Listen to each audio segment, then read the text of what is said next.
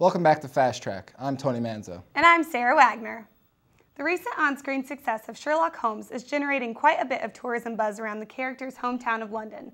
CNN's Max Foster went to snoop around Holmes' address on London's famed Baker Street. Good afternoon. I'm Sherlock Holmes. This is my study. That's my chair, Dr. Watson's chair, Watson's desk and medical bag. There's my chemistry table and violin. And when I'm really bored, I shoot the initials of Queen Victoria into the wall with an air pistol. I'm 156 years old. 221B Baker Street, one of the most famous addresses in London, and now, thanks to a new Guy Ritchie movie, it's more famous than ever. Obviously Hollywood has put its magic touch on the legend, and you've got this, they put this, as it were, a magnifying glass over the character, and of course things you could say are slightly exaggerated perhaps, but that's the want of Hollywood, and that's what makes these blockbusters successful.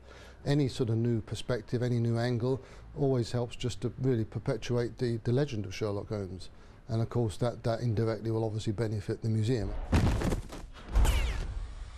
Using films to promote tourism is nothing new. Britain's Tourist Board has been promoting film tourism for the past 15 years, so they know just how lucrative a film like Sherlock Holmes could be. I mean, to give you an example of a typical blockbuster film is normally seen by about 120 million people in the first 3 weeks of opening. Even if a small percentage of those come to visit Britain as a result of this particular film, that's going to have a huge boost on some of those tourism attractions featured in our promotion.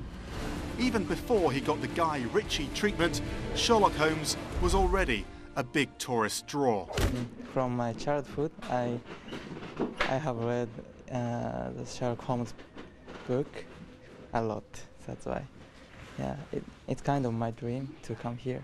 Well, I'm here visiting London, and when you're in London, you got to see Sherlock Holmes. That's European to us. But do the tourists who flock to Baker Street know that Sherlock Holmes is a fictional character that never actually lived here? A large proportion of people, quite rightly so, believe that he was actually lived here with Dr. Watson. And we're fond of telling them that, in fact, there was a real Dr. Watson living next door here. He was an artificial teeth manufacturer. So there was a real Dr. Watson, and the maids in this lodging house here used to be related to a Mr. Holmes. Well, earlier I thought he was real, and now that I'm here, I don't know. Maybe not. But that's done nothing to dampen the enthusiasm of Sherlock Holmes fans around the world. Max Foster, CNN, London. And now, with a look at what's going on around Purdue's campus, here is D.mov with this week's community calendar.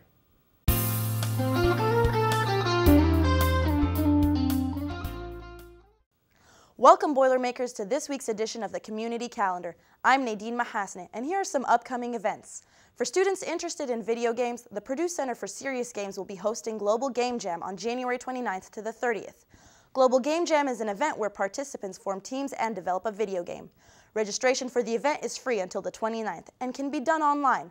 For more information, visit their website. For musical enthusiasts, the Opera Show will be performing various well-known operas at 8 p.m. January 30th in Lowe Playhouse. The event is presented by Purdue Convocations and will offer a pre-show discussion at 7 p.m. in Stewart Center, room 318. Tickets are available at Stewart Center and Elliott Hall of Music box offices. Tickets are also available through Ticketmaster. Telephone number 800-914-SHOW. Purdue Galleries start off the new year with an exhibition in the Stewart Center Gallery. The gallery hosts paintings by artist Patrick Earl Hammy. The exhibition is dubbed Patrick Earl Hammy Platforms and is on display until February 21st. The gallery is open from 10 a.m. to 5 p.m. Monday through Saturday, 10 a.m. through 8 p.m. Thursdays, and 1 through 5 p.m. on Sundays. The exhibit is free and open to the public. The 2010 Sears Lecture Series will highlight the theme of presidential leadership in a global economic crisis. The series will feature various speakers that include John Meacham, editor of Newsweek, Robert Dalek, Emeritus Professor of History at UCLA, and other prominent presenters. The series will begin on February 9th until March 23rd. For more information on times, dates, and places, you can go to the Purdue News Service website. On February 11th, the Second City's 50-year history will give a performance featuring sketches, songs, and improvisations. The performance will take place in Lowe Playhouse. The event takes place at 7:30 p.m. Information on the event and ticket pricing, check with Lowe Box Office in Stewart Center. If you're feeling on the adventure side, Mystery Dinner Theater will be presenting Murder at the Prom. and an interactive mystery performance with dinner. The event is at 6:30 p.m. February 13 and 14 in the Purdue Memorial Union Faculty Lounges. Tickets can be purchased at the Purdue Student Union Board office in room 268 in the Purdue Memorial Union. Thanks for tuning in to this week's Community Calendar. I'm your host, Nadine Mahasne with Fast Track News. A billboard that causes people to dial 911, a goat that breaks into a strip club, and a daredevil skydiving stunt. For all the videos you can't afford to miss, it's time to take a look at this.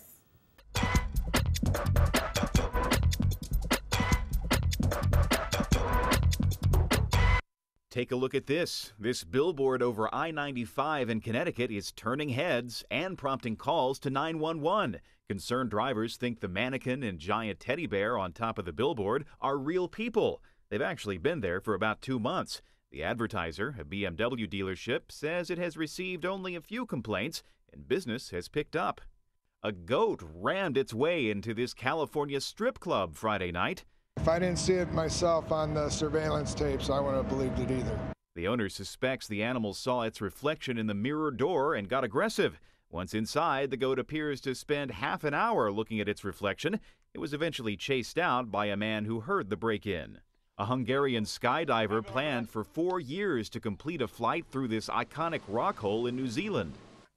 First time I saw it in a postcard, the first thing I thought that would be really awesome. On Tuesday, he finally made the jump, traveling toward the rock at more than 100 miles an hour. He considered the attempt a success, though he didn't have enough momentum to make it out the other side. He won't rule out a second jump. For Take a Look at This, I'm Andy Rose. The legend of the Chupacabra is no longer a legend to some Texas residents. They claim to have seen a creature that may be it. Carol Cavazos takes a look.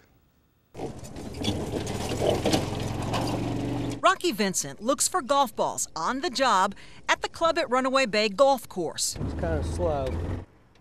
He saw something on the course he'll never forget. It was like a shaved weenie dog with raccoon feet, a possum tail, and a possum head. Been inbred way too many times or something. Pictures show a hairless dead animal with odd limbs and feet and sharp teeth. Could this be the legendary Chupacabra or goat sucker? I don't know. That's just weird. Weird animal. Playing right here. He saw the dead animal lying in the back of a driving range near a wooded area.